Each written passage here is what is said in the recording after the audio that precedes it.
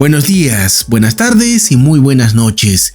El día de hoy tenemos un programa muy especial porque vamos a presentar y vamos a conocer a un futbolista que se podría sumar al universo de convocables. Y también quiero darles las gracias a ustedes por acompañarme con su tiempo y su paciencia. Bien, no demoraré más.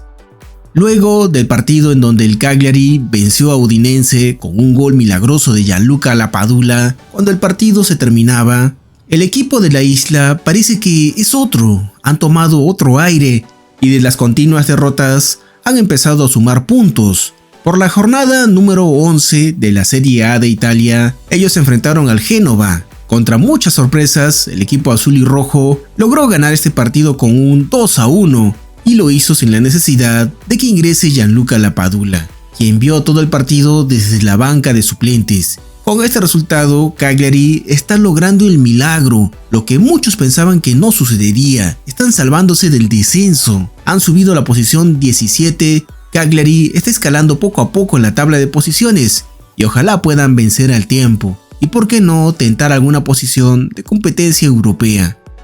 El Silkeborg de Oliver Sonné hoy perdió. Empiezo desde aquí. Se enfrentaron al Viborg y a pesar del gol de Stefan Thordarson, los rojos de Dinamarca perdieron 2-1 y bajan con esto a la cuarta o quinta posición. Lo curioso es que perdieron contra el colero, contra el equipo que hasta el día de hoy acumulaba más de 5 derrotas continuas. Es más, hasta hoy solo tenían 3 puntos.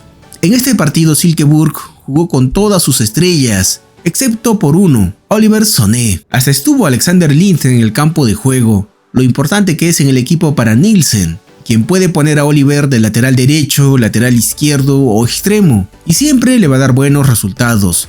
Pero sin Oliver hay un vacío en su equipo que hasta ahora no puede ser cubierto. En Dinamarca tienen un sistema muy interesante en donde se acumulan puntos. Cuando un futbolista supera los 148 puntos, este jugador no podrá jugar el siguiente partido. Aquí las faltas leves, las medias y las altas son sancionadas. Entrar al campo de juego sin permiso del árbitro es una falta leve. Salir del campo de juego también lo es.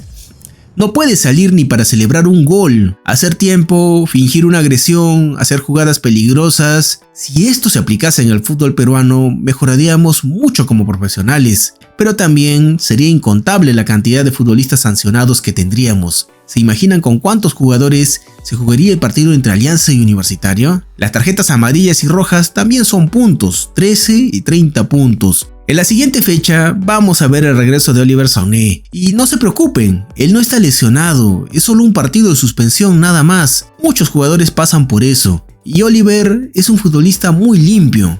Cuando pienso en un futbolista que podría sumarse a nuestra selección, solo se me viene el nombre de Yeriel de Santis. Sé que hemos hablado mucho de él. Hoy Yeriel, quien juega en el Boavista, en un primer equipo de Europa, no tiene opciones de jugar en la selección absoluta de la Vinotinto. Delante de él hay entre 4 a 8 futbolistas. Incluso para jugar en la Sub-23 tiene a 3 futbolistas por delante de él. La Vinotinto no es el equipo que antes veíamos.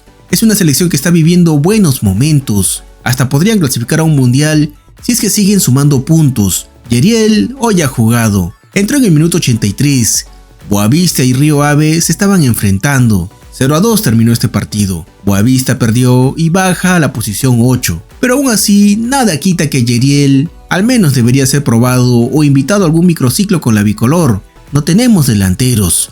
Los partidos pasados nos lo han demostrado. No estaría nada mal en volverle a dar una llamadita quizás. El futbolista Anderson Santamaría no está pasando por su mejor etapa en el Atlas de México. Luego de tantas temporadas y tener 2 subcampeonatos, su equipo fue goleado por los Pumas de la UNAM con un 3-0. Atlas está en la posición 16 y han sido eliminados. No tienen chance alguna de clasificar a los playoffs. Esta es la peor temporada de Anderson Santamaría en Atlas. Y no solo eso, en la selección peruana tampoco le ha ido bien. Santamaría enfrentará en su siguiente partido al Necaxa. Este podría ser el último partido en donde juegue con la camiseta de los rojinegros.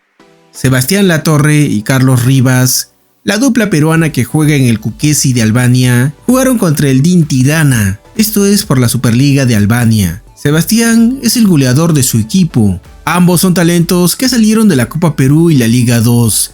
Latorre estuvo todo el primer tiempo, Después fue sustituido. Carlos, por otra parte, siempre ingresa en el segundo tiempo, y así ocurrió nuevamente. Luego de los 90 minutos del partido, el marcador no avanzó, y el empate ubicó a Kukesi en la cuarta posición. Ellos han estado escalando desde muy abajo.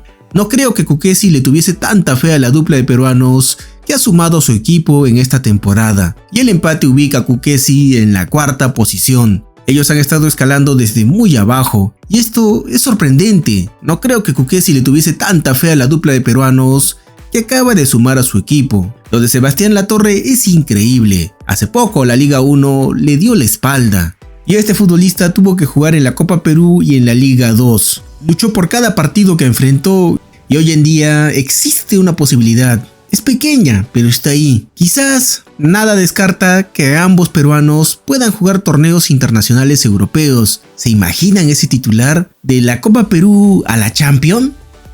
Hoy me toca presentarles a un futbolista que acabo de conocer. Al conocerlo, me he encontrado con toda la historia del fútbol peruano. Nuestra historia futbolística ha sido muy larga, y en ella ha tenido a futbolistas increíbles, como son los casos de Lolo Fernández, el Nene Cubillas y Oscar Ibáñez. Son tantos como todo lo que hemos vivido como país. Cada uno de ellos representa una parte de nosotros, de nuestra infancia, una parte de nuestros padres y una parte de nuestros abuelos. Y esto es lo que hoy me trae aquí ante ustedes. Hoy tenemos que hablar de una familia que le ha dado lo mejor de sí a nuestro país, a nuestra selección. El fútbol peruano está en ellos, y eso ya va desde hace mucho tiempo atrás. La familia Vázquez tiene una tradición, y es que los miembros de su familia se han vestido en algún momento de blanco y rojo. Esta tradición fue iniciada por Jorge el Gato Vázquez, delantero izquierdo que fue entrenado por el mismo Didi. Y como todos sabemos, el brasileño Didi es el hombre que transformó y valoró el fútbol que ahora está en el ADN de todos los peruanos.